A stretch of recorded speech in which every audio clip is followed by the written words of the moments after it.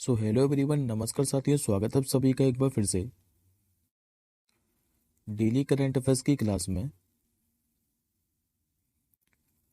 और आज साथियों आप लोगों की 15 जनवरी।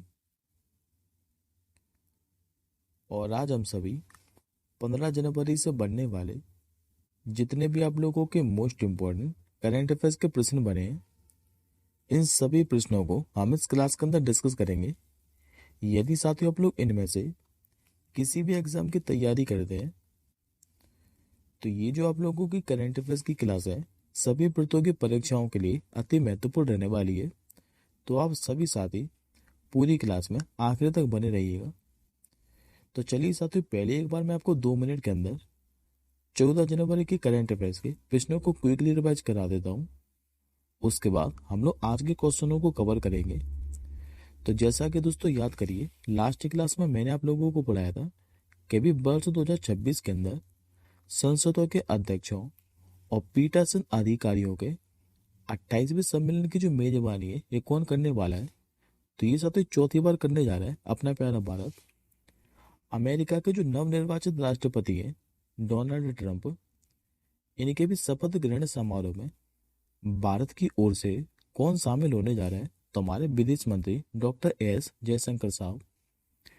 इंटरपोल ने भी लॉन्ड्रिंग संपत्तियों का पता लगाने के लिए पहली बार कौन सा नोटिस जारी किया था। तो सिल्वर नोटिस। इसके बाद चौथा क्वेश्चन मैंने आप लोगों को पढ़ाया था कि राष्ट्रीय राजमार्गों के नेटवर्क में भारत जो है यह भी दुनिया में कौन से स्थान पर है। तो दूसरे स्थान पर। महिला अंडर 19 जो वनडे क्रिकेट ट्रॉफी है, इसमें भी 13 शतक बनाने वाली पहली जो भारतीय महिला है यह भी कौन बन गई है। तो ईरा जाधव। गुजरात में जो अंतर्राष्ट्रीय पतंग महोत्सव है यह हर साल जनवरी महीने के अंदर आयोजित किया जाता है। और 2025 में इसका जो आयोजन है ये कब से लेकर कब तक किया गया है। तो 11 से लेकर 14 जनवरी तक। आयुष्मान भारत प्रधानमंत्री जन आरोग्य योजना के बारे में बताया था मैंने आपको कि इसको लागू करने वाला अभी 34वां राज्य या फिर जो केंद्र शासित प्रदेश है ये उड़ीसा बन गया है। भारत ऊर्जा सप्ताह 2025 के बारे में बताया था, इसका जो आयोजन है ये कहाँ पर किया जाएगा। तो यशोभूमि नई दिल्ली के अंदर। डीआरडीओ ने भी नाग मार्ग जो 2 एंटी टैंक गाइडेड मिसाइल है, इसका सफल परीक्षण अभी कहाँ से किया है। तो राजस्थान के पोखरण में जो फील्ड फायरिंग रेंज है यहीं से। किस राज्य के मुख्यमंत्री भी मुगलिया काल के 11 गांवों के नाम को बदलने की घोषणा कर दी है। तो मध्य प्रदेश सरकार ने। और लास्ट क्वेश्चन 11वां मैंने आप लोगों को पढ़ाया था कि भी वनडे में 4000 रन पूरा करने वाली जो दूसरी भारतीय महिला खिलाड़ी है यह भी कौन बनी है। तो ये साथी स्मृति मंदाना बन गई है। और जबकि पहली कौन सी थी। तो पहली मिताली राज थी। आई होप साथियों आपको 14 जनवरी के जितने भी मैंने आपको करंट अफेयर्स के प्रश्न पढ़ाए थे वो सारे के सारे अब आपको क्लियर हो गए। अब बढ़ते हम लोग आज के क्वेश्चनों की ओर। तो आज का पहला क्वेश्चन दोस्तों आप लोगों के सामने रहा और पुरस्कार से संबंधित है। आप लोगों से पूछ रहा है कि भी पश्चिम बंगाल फिल्म पत्रकार संघ के जो वार्षिक पुरस्कार समारोह है, इसमें भी सत्यजीत रे लाइफ टाइम जो अचीवमेंट अवार्ड है इससे अभी किसे सम्मानित किया गया है। तो ये के साथ अपर्णा सेन को। करेक्ट आंसर होगा आपका ऑप्शन नंबर डी।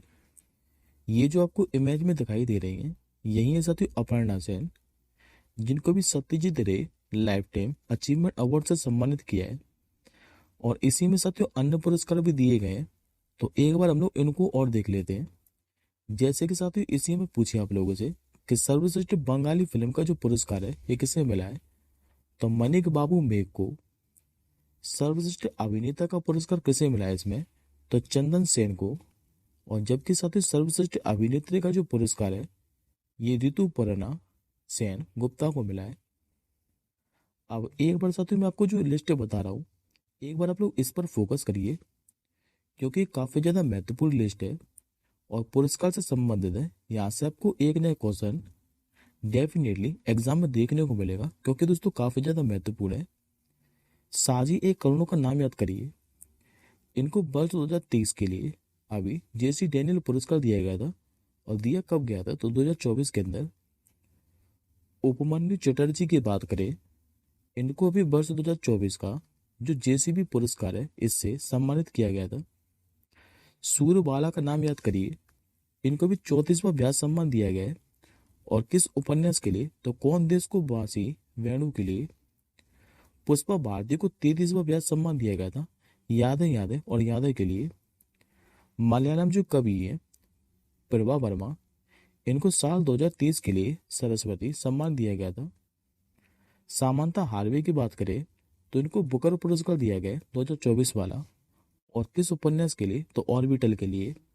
और अलेक्जेंडर डैन की बात करें तो 2024 का भी 77 जो रामानुजन पुरस्कार है जो कि गणित के लिए दिया जाता है, ये अभी अलेक्जेंडर डैन को दिया है। अब बढ़ते हम लोग आज के दूसरे प्रश्न की ओर। आज का दोस्तों आप लोगों से दूसरा क्वेश्चन पूछ रहा है कि अभी लेबनान के जो नए प्रधानमंत्री है इनके रूप में अभी किसे नियुक्त किया गया है। तो याद करिए साथियों, 2 दिन पहले ही मैंने आपको अभी लेबनान के नए राष्ट्रपति बताए थे कि अभी लेबनान के नए राष्ट्रपति चुने गए थे। और अब क्या है कि अभी लेबनान के नए प्रधानमंत्री भी नियुक्त हो चुके हैं। नाम क्या है इनका, तो नवाब सलाम। करेक्ट आंसर होगा आपको ऑप्शन नंबर डी। पहले एक बार आप लोग इमेज में देखिए नवाब सलाम को। ये साथी आपके सामने इमेज में है नवाब सलाम, जो कि अभी लेबनान के नए प्रधानमंत्री बन चुके हैं। और नवाब सलाम की बात करें तो 71 वर्षीय साथी जो नवाब सलाम है, ये इंटरनेशनल कोर्ट ऑफ जस्टिस के अध्यक्ष का पद संभालने वाले पहले लेबनानी भी हैं। बात करते हैं हम लोग लेबनान के बारे में, तो पहले आप लोग मैप में लोकेशन देखिए लेबनान की। जितना भी छोटा सा साथी आपको हाईलाइट पार्ट दिखाई दे रहा है ग्रीन कलर में, जो कि सीरिया के बगल में है, ये आपका लेबनान है। लेबनान की यदि आप लोगों से पूछे कि राजधानी क्या है, तो लेबनान की जो राजधानी है ये आपकी बैरूत। लेबनान में मुद्रा क्या चलती है, तो लेबनानी पाउंड। और यहाँ के अभी मैंने आपको 2 दिन पहले ही नए राष्ट्रपति बताए हैं, ये अभी कौन बन गए, तो जोसेफ ओन। अब एक बार दोस्तों आप लोग बाकी के नाम और देखिए, जैसे कि मोहम्मद गाजी जलाली, अब्दुल मजीद तेब्बोने, ये भी किसी न किसी देश के राष्ट्रपति या फिर प्रधानमंत्री बने हैं। जिसमें से साथियों आपको लेबनान के बगल में जो सीरिया देश दिखाई दे रहा है, यहाँ के मैंने आपको 2 दिन पहले ही प्रधानमंत्री रिवाइज कराए थे, जो कि अभी कौन बने गए थे, तो मोहम्मद गाजी जलाली, अब्दुल मजीद तेब्बोने का नाम याद करिए। ये अभी जो अल्जीरिया देश है यहाँ के नए राष्ट्रपति बने थे। और ईरान के भी मैंने आपको नए राष्ट्रपति बताए थे, जो कि कौन बने थे, तो ये मसूद पेजिशकियान बने थे। अब आज का आप लोग साथ ही तीसरा प्रश्न देखिए। आज का साथ आपको जो तीसरा क्वेश्चन है ये पुस्तक से संबंधित है। और आप लोगों से पूछ रहा है कि हाउ इंडिया स्केल्ड MTG20 जो नामक पुस्तक है, इस पुस्तक का संबंध किससे है। तो ये जो साथियों पुस्तक है ये अमिताभ कांत की पुस्तक है और ये भी हाल ही में चर्चा में रही है। तो करेक्ट आंसर होगा आपको ऑप्शन नंबर बी। और इस पुस्तक की बात करें तो कैसे दोस्तों भारत ने प्रधानमंत्री मोदी जी के नेतृत्व में वैश्विक शासन के भविष्य को आकार दिया है और G20 को एकता और सहयोग के नए युग की ओर अग्रसर किया है, ये पुस्तक के अंदर बताया गया है। अब ये पुस्तक से संबंधित क्वेश्चन है, तो मैं आपको 2024 की कुछ महत्वपूर्ण पुस्तकों के बारे में रिवाइज करा देता हूँ। जैसे कि दोस्तों सेम पित्रोदा की पुस्तक मैं आपको कई बार रिवाइज करा चुका हूँ। पुस्तक का क्या नाम है, तो the idea of democracy. Gandhi A life in 3 campaign, ये किसकी पुस्तक है, तो MJ अकबर की। सीएन वॉटसन की मैंने आपको पुस्तक बताई थी जिसका नाम है the winner mindset. Sudipti Sen Gupta की बात करें तो ब्रेकिंग रॉक एंड बैरियर, ये इनकी पुस्तक है। रविचंद्र अश्विन की बात करें आई हैव द स्टीड ए कुट्टी क्रिकेट स्टोरी, ये रविचंद्र अश्विन की पुस्तक है। Bring it on the incredible story of my life, ये किसकी पुस्तक है, तो ये पैरा एथलीट दीपा मलिक की पुस्तक है, जो कि दिसंबर महीने के अंदर ये भी लॉन्च की गई थी। आर सुब्रमण्यम की बात करें तो इनकी पुस्तक का क्या नाम है, तो power with in the leadership legacy of Narendra Modi, ये इनकी पुस्तक है। और मनसुख मंडाविया की बात करें तो फर्टिलाइजिंग द फ्यूचर, बात मार्च टूवर्ड्स फर्टिलाइजर सेल्फ सफिशिएंसी, ये इनकी पुस्तक है। अब बढ़ते हैं हम लोग आज के चौथे प्रश्न की ओर। आज का दोस्तों आपको जो चौथा प्रश्न है ये भी पुरस्कार से संबंधित ही है। आप लोगों से पूछ रहा है कि जो प्रवासी भारतीय सम्मान पुरस्कार है 2025, ये इस बार किसे प्रदान किया गया है? तो ये दोस्तों डॉक्टर सैयद अनवर खुर्शीद को दिया है। करेक्ट आंसर होगा आपको ऑप्शन नंबर डी। पहले दोस्तों मैं आपको प्रवासी भारतीय सम्मेलन के बारे में एक बार रिवाइज करा देता हूँ, उसके बाद एक हम लोग ये बाकी के नाम को और देखेंगे, क्योंकि ये भी दोस्तों पुरस्कार से संबंधित ही है और महत्वपूर्ण नाम है। तो पहले एक बार मैं आपको प्रवासी भारतीय सम्मेलन के बारे में रिवाइज करा देता हूँ। हालांकि दोस्तों कई बार रिवाइज करा चुका हूँ और ये लगभग मैं चौथी बार रिवाइज कराने जा रहा हूँ आपको। मैंने आपको बताया था जो 18वां प्रवासी भारतीय सम्मेलन है ये 8 से लेकर 10 जनवरी तक उड़ीसा के भुवनेश्वर के अंदर आयोजित किया गया था। और 2003 से क्या है कि 9 जनवरी को भारत में हर साल प्रवासी भारतीय दिवस के रूप में मनाया जाता है। अच्छा दोस्तों 9 जनवरी को क्यों मनाया जाता है? क्योंकि 9 जनवरी 1915 को महात्मा गांधी जी दक्षिण अफ्रीका से स्वदेश वापस लौटे थे। और जो विदेश मंत्रालय ये प्रवासी भारतीय दिवस सम्मेलन का आयोजन करता है और 2015 से इसे क्या है कि हर 2 साल के बाद आयोजित किया जाता है। अब एक बार आप लोग बाकी के नाम और देखिए, जैसे कि दोस्तों अरुंधति रॉय, डॉक्टर रवि कन्नन, ये भी काफी ज्यादा महत्वपूर्ण नाम है और ये भी पुरस्कार से संबंधित ही है। जैसे कि दोस्तों रेमन मैग्सेसे अवार्ड याद करिए 2023 वाला, दिया ये 2024 के अंदर था डॉक्टर रवि कन्नन को। नेल्सन मंडेला को जो पुरस्कार है जो कि WHO के द्वारा दिया जाता है, ये नेमस नामक संस्था को दिया गया था। पेन प्रिंटर साहित्य पुरस्कार 2024 की बात करें तो ये अरुंधति रॉय को दिया गया है। कॉमनवेल्थ शॉर्ट प्राइज पूछे आप लोगों से 2024 वाला, ये संजना ठाकुर और ऐश्वर्या राय को दिया है। और 12वां विश्व हिंदी सम्मान पूछे आप लोगों से तो डॉक्टर उषा ठाकुर को दिया गया था। अब आज का आप लोग 5वां प्रश्न देखिए। आज के 5वें प्रश्न पे दोस्तों आप लोग स्टार मार्क कर लीजिए। ये आज की क्लास का सबसे महत्वपूर्ण क्वेश्चन है और आप लोगों से पूछ रहा है कि अभी प्रधानमंत्री मोदी जी ने एशिया के दूसरे सबसे बड़े जो इस्कॉन मंदिर है इसका उद्घाटन अभी कहां पर किया है? तो ये दोस्तों 12 सालों में बनकर तैयार हुआ है और ये एशिया का दूसरा सबसे बड़ा इस्कॉन मंदिर है जिसका जो उद्घाटन है ये भी 15 जनवरी को मोदी जी ने नवी मुंबई के अंदर किया है। करेक्ट आंसर होगा आपको ऑप्शन नंबर बी। अब इस प्रश्न के बारे में ध्यान से समझिएगा। देखिए साथियों ये एशिया का दूसरा सबसे बड़ा इस्कॉन मंदिर है जो कि नवी मुंबई में जो कारगिल सेक्टर 23 है यहीं पर बनाया गया है। और इस मंदिर को बनाने में कितना समय लगा है? लगभग दोस्तों 12 साल। अच्छा इसका निर्माण किया किसने है? तो international society for Krishna consciousness के द्वारा, यानी कि इस्कॉन के द्वारा। और इस मंदिर का उद्घाटन कब करेंगे मोदी जी? तो 15 जनवरी को करने वाले हैं। ये जो पूरा मंदिर है दोस्तों ये 9 एकड़ के अंदर बना है और इस मंदिर को बनाने में लागत कितनी आएगी? तो लगभग 200 करोड़ रुपए की। ये मंदिर समर्पित किसको है? तो भगवान कृष्ण को समर्पित है ये मंदिर। और इस मंदिर का दोस्तों यदि नाम पूछे आप लोगों से तो इस मंदिर को नाम क्या दिया है? तो श्री श्री राधा मदन मोहन मंदिर। ये पूरी तरह से सफेद संगमरमर से निर्मित है। और इस मंदिर के हॉल में बात करें तो भगवान कृष्ण की लीलाओं को 3D तस्वीर के जरिए दिखाया गया है। अब एक बात पर दोस्तों आप लोग गौर करिए, ये मैंने आपको एशिया का दूसरा सबसे बड़ा मंदिर बताया है। तो यदि आप लोगों से पूछे कि एशिया का सबसे बड़ा मंदिर कौन सा है, इस्कॉन मंदिर, तो ये आप लोग और याद रखिएगा। हो सकता है इसके बारे में भी आप लोगों से पूछ ले। तो ये पश्चिम बंगाल के मायापुर का जो नदिया जिला है यहीं पर है। और इस विशाल मंदिर को नाम क्या दिया गया है? ये एशिया का सबसे बड़ा इस्कॉन मंदिर है। इसे नाम दिया है द टेम्पल ऑफ वैदिक प्लेनेटेरियम। ये इस मंदिर को नाम दिया है। अब आज के हम लोग 6वें प्रश्न की ओर बढ़ते हैं। आज का 6वां क्वेश्चन दोस्तों आप लोगों से पूछ रहा है कि अभी दोस्तों जो ICC है यानी कि इंटरनेशनल क्रिकेट काउंसिल, इसने भी दिसंबर महीने के लिए player of the month award की घोषणा कर दी है। और ये साथ जो player of the month award है ये हर महीने किसी न किसी महिला खिलाड़ी या फिर पुरुष खिलाड़ी को दिया जाता है।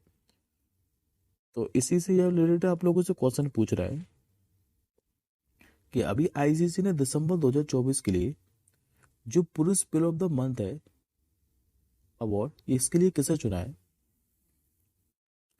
तो भारत के तेज गेंदबाज जसप्रीत बुमराह को चुन लिया है। करेक्ट आंसर हो जाएगा आपको ऑप्शन नंबर बी। देखिए दिसंबर 2024 के लिए अभी आईसीसी ने जो players player of the month award है ये भारत के तेज गेंदबाज जसप्रीत बुमराह को चुन लिया है।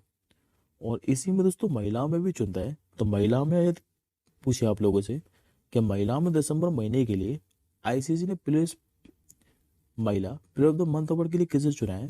तो ये ऑस्ट्रेलिया की एनाबेल सदरलैंड को।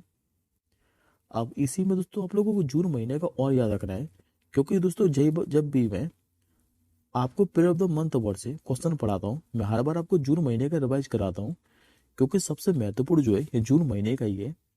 और मैंने आपको बताया था जो जसप्रीत बुमराह है इनको जून महीने के लिए पुरुष player of the month award के लिए चुना गया था, और अब दिसंबर महीने के लिए भी चुन लिया गया है। और इसी में महिला में पूछे जून महीने के लिए तो ये स्मृति मंदाना को चुना गया था। और ये दोस्तों क्वेश्चन इंपॉर्टेंट क्यों है? क्योंकि इतिहास में ये पहला मौका था जब आईसीसी ने player of the month award के लिए किसी एक ही देश के महिला और पुरुष खिलाड़ी को चुना था, और ये दोनों जो खिलाड़ी है भारत के हैं। अब बात करते हैं हम लोग आईसीसी के बारे में, यानी कि इंटरनेशनल क्रिकेट काउंसिल के बारे में। तो इसकी स्थापना हुई थी 15 जून 1909 के अंदर। मुख्यालय इसका कहाँ पर है? तो यूएई के दुबई के अंदर। और अभी इसकी 1 दिसंबर को नए अध्यक्ष कौन बन चुके हैं? तो ये दोस्तों अमित शाह के बेटे जय शाह। अब एक बार आप लोग इमेज में देखिए एनाबेल सदरलैंड और जसप्रीत बुमराह को। तो जसप्रीत बुमराह को दोस्तों आप लोग जानते ही हैं, ये आपके सामने इमेज में एनाबेल सदरलैंड जो कि ऑस्ट्रेलिया की क्रिकेटर है। अब बढ़ते हैं हम लोग आज के 7वें प्रश्न की ओर। आज का दोस्तों आप लोगों से 7वां क्वेश्चन पूछ रहा है कि अभी किस राज्य सरकार ने परिवार नियोजन सेवाओं के लिए मिशन जो परिवार विकास अभियान है यह भी चलाया है? तो ये दोस्तों उत्तर प्रदेश सरकार के द्वारा चलाया गया है। करेक्ट आंसर होगा ऑप्शन नंबर सी। देखिए साथियों उत्तर प्रदेश सरकार ने कहा है कि अभी परिवार नियोजन सेवाओं के लिए मिशन परिवार विकास अभियान चलाया है। और ये अभियान का जो आयोजन है ये कब से लेकर कब तक किया जा रहा है? तो 18 से लेकर 31 जनवरी तक। बात करते पहले हम लोग उत्तर प्रदेश के बारे में, उसके बाद मैं आपको उत्तर प्रदेश से संबंधित सभी करंट अफेयर्स के प्रश्नों को रिवाइज कराऊंगा। हालांकि दोस्तों मैंने को 2 दिन पहले ही सारे के सारे क्वेश्चन रिवाइज कराए थे। उत्तर प्रदेश की बात करें तो गठन 26 जनवरी 1950 को हुआ था। मुख्यमंत्री आप लोग इमेज में देख पा रहे हैं जो कि योगी आदित्यनाथ जी। राज्यपाल यहाँ के आनंदीबेन पटेल। और राजधानी पूछे तो ये लखनऊ है। लोकसभा की सीटें पूछे आप लोगों से तो उत्तर प्रदेश में सबसे ज्यादा लोकसभा की सीट है जो कि 80 है। राज्यसभा की सीट यहाँ पर कितनी है? तो 31। और विधानसभा की सीट की बात करें तो 404 है। जबकि साथ ही यहाँ पर विधान परिषद भी है, और विधान परिषद की सीटें कितनी है? तो 100। और जिलों की संख्या पूछिए तो 75 से बढ़कर 76 हो गई है। अब हम लोग उत्तर प्रदेश से संबंधित करंट अफेयर्स के प्रश्नों को रिवाइज कर लेते हैं। जैसे कि दोस्तों मैंने आप लोगों को बताया था कि अभी शहरी क्षेत्रों को हरा भरा करने के लिए उपवन जो योजना है इसकी शुरुआत किसने की थी? तो उत्तर प्रदेश सरकार ने। लखनऊ में भी विश्व की 5वीं और देश की पहली नाइट सफारी स्थापित की गई है। जो प्रयागराज में महाकुंभ क्षेत्र है इसी को अभी 76वां जिला घोषित किया गया था। उत्तर प्रदेश ने भी मुख्यमंत्री युवा उद्यमी जो विकास अभियान है इसकी भी शुरुआत की थी। और अभी 2 दिन पहले ही मैंने आपको बताया था कि उत्तर प्रदेश ने माँ की रसोई योजना का भी उद्घाटन किया है, जिसमें मात्र 9 रुपए के अंदर भोजन उपलब्ध कराया जाएगा। अब आज का आप लोग 8वां प्रश्न देखें। आज का दोस्तों आप लोगों से 8वां क्वेश्चन पूछ रहा है कि अभी आर्टिफिशियल इंटेलिजेंस से बनी बात की पहली हिंदी सिंगर और जो मॉडल है यह भी कौन बनी है? ये बन चुकी साथियों माया। करेक्ट आंसर होगा ऑप्शन नंबर बी। दरअसल जो माया है यह भी आर्टिफिशियल इंटेलिजेंस से बनी बात की पहली हिंदी सिंगर और मॉडल बन गई है। और माया की बात करें तो पूरी तरह से जो आधुनिक एआई टूल के रूप में इसको बनाया गया है। अब यहाँ से दोस्तों मैं आपको 2 महत्वपूर्ण करंट अफेयर्स के प्रश्न और बताता हूँ जो कि आर्टिफिशियल इंटेलिजेंस से संबंधित ही हैं। जैसे कि दोस्तों याद करिए मैंने आपको 2024 के अंदर बताया था कि आर्टिफिशियल इंटेलिजेंस से संचालित यातायात प्रबंधन प्रणाली को शुरू करने वाला भारत का पहला राज्य कौन सा बना था? तो ये सिक्किम बना था। यातायात नियंत्रण के लिए रोबोटों का उपयोग करने के लिए जो पहला शहर है ये कौन सा बना था? तो ये दोस्तों इंदौर बना था। अब आज का आप लोग नवा प्रश्न देंगे। आज का नवा क्वेश्चन आप लोगों के सामने रहा। आप लोगों से पूछ रहा है कि अभी बात तो किस देश ने भूविज्ञान और जो अन्वेषण है इसी के क्षेत्र में समझौता किया है? तो ये दोस्तों भारत ने मंगोलिया के साथ में किया है। करेक्ट आंसर होगा ऑप्शन नंबर डी। दरअसल तो ये बात तो मंगोलिया ने क्या है, कभी भूविज्ञान और जो अन्वेषण है इसी के क्षेत्र में एक समझौते ज्ञापन पर हस्ताक्षर किया है।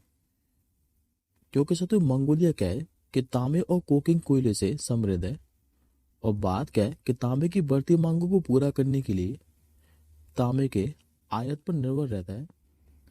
बात करते हैं अब हम लोग मंगोलिया के बारे में।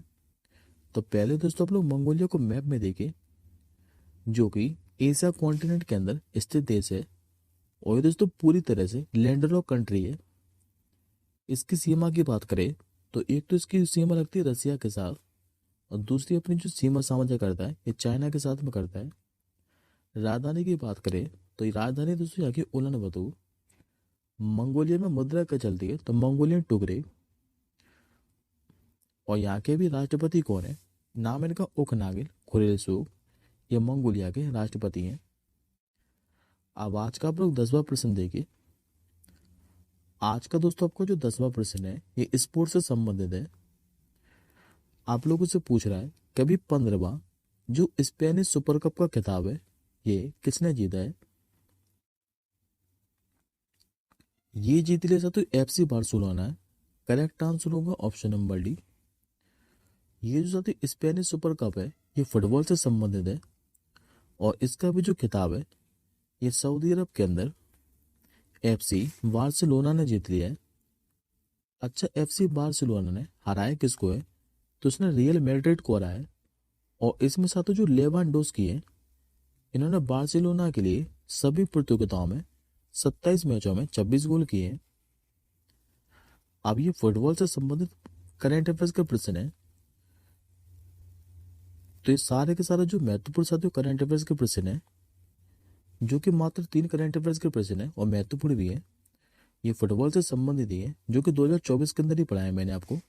याद करिए इंडियन सुपर लीग का खिताब बताया था मैंने आपको, यह भी मुंबई सिटी ने जीता था।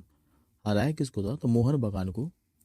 डूरंड कप 2024 का भी खिताब है, ये भी फुटबॉल से संबंधित है। ये नॉर्थ ईस्ट यूनाइटेड ने जीता था। हराया किसको था? तो मोहन बगान को ही। और अभी पश्चिम बंगाल ने संतोष ट्रॉफी का खिताब जीता था, और संतोष ट्रॉफी का इस बार 78वां संस्करण था, और फाइनल में किसको हराया था? तो केरल को। अब बढ़ते हम लोग आज के 11वें क्वेश्चन की ओर। ये आज का दोस्तों आपका आखिरी प्रश्न है। आप लोगों से पूछ रहा है कि हाल ही में जो पंजाब किंग है इसके 17वें जो कप्तान है ये भी कौन बन गए हैं? ये जो दोस्तों आपको इमेज में दिखाई दे रहे हैं ये श्रेयस अय्यर है, और ये भी पंजाब किंग के क्या है कि 17वें कप्तान बन गए। करेक्ट आंसर होगा आपको ऑप्शन नंबर ए। और यदि दोस्तों आप लोगों को याद हो तो मैंने आप लोगों को बताया भी था कि अभी आईपीएल 2025 की जो मेगा नीलामी है ये नवंबर महीने के अंदर की गई थी, और इसमें जो श्रेयस अय्यर है इनको पंजाब किंग ने 26.75 करोड़ रुपए में खरीदा था, जो कि आईपीएल इतिहास के दूसरे सबसे महंगे खिलाड़ी बन गए थे। अच्छा, दूसरे सबसे महंगे खिलाड़ी हैं आईपीएल इतिहास के, तो पहले कौन थे? तो पहले भी मैंने आप लोगों को बताए थे कि पहले जो सबसे महंगे खिलाड़ी हैं ऋषभ पंत है, जिनको लखनऊ सुपर जायंट्स ने 27 करोड़ रुपए में खरीदा है, और ये आईपीएल इतिहास के सबसे महंगे खिलाड़ी हैं। अब बात करते हैं हम लोग आईपीएल के बारे में, यानी कि इंडियन प्रीमियर लीग के बारे में। तो यहाँ से दोस्तों मैं आपको कुछ इंपॉर्टेंट पॉइंट बता देता हूँ, जैसे कि इसका जो प्रशासक है ये कौन है? तो बीसीसीआई। आईपीएल का जो पहला संस्करण है ये कब आयोजित किया गया था? 2008 के अंदर। अच्छा, इसका स्पॉन्सर कौन है? तो आईपीएल के साथ जो 24 से लेकर 2028 तक जो स्पॉन्सर है ये टाटा है। आईपीएल 2024 का खिताब के बारे में पूछे आप लोगों से तो कोलकाता नाइट राइडर ने जीता था, और सबसे अधिक बार आईपीएल का जो खिताब है किसने जीता है? तो Chennai super king, Mumbai Indian ने, इन दोनों ने 5-5 बार आईपीएल का खिताब जीता है। अब ये दोस्तों आपका आज का क्वेश्चन ऑफ द डे है, और इस प्रश्न का आंसर मुझे आप लोग कमेंट बॉक्स के अंदर बता दीजिएगा कि अभी 13 जनवरी को प्रधानमंत्री मोदी जी ने इनमें से किस सुरंग का उद्घाटन किया है, और ये भी बताइएगा कि किया कहाँ पर है ये उद्घाटन। हालांकि दोस्तों आज आपको जो वॉइस है ये थोड़ी मेरी अटक अटक कर सुनाई दे रही होगी, क्योंकि दोस्तों 2-3 दिन से क्या है कि मेरा गला काफ़ी ज़्यादा खराब है। तो आज थोड़ा आप लोग कोऑपरेट कीजिएगा। अब हम जल्दी मिलेंगे अगली क्लास के साथ ही कल। तब तक के लिए जय हिंद, वंदे मातरम।